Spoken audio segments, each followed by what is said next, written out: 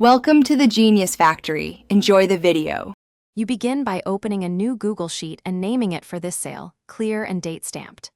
Add columns for item, SKU, QTY, price, discount percent, and total. These drive calculations. Format price and total as currency and QTY as integer to avoid errors. Once done, enable sharing with your team and pick edit or view access appropriately. Make sure to create a backup copy now, because you will be entering live numbers and need recovery if something breaks. Now you build the core logic. In the total column, enter equals C2 asterisk D2 asterisk 1E2 or similar so the sheet computes totals automatically. Adjust cell refs to your layout.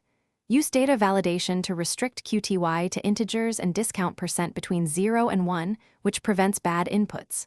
Apply conditional formatting to highlight low stock or high discounts so you can spot issues fast. Once set, drag formulas down or use array formulas, so each new line. Finish by adding a summary sheet that aggregates sales with SUMIFs or query to show totals by item, date, or channel. This powers quick reporting. Protect critical ranges and create named ranges so collaborators don't overwrite formulas. Make a version history checkpoint before major edits. If things go wrong, first check formula ranges and cell formats. Numbers stored as text often break calculations. Next, verify validation rules and undo recent changes. Those steps usually resolve most issues quickly.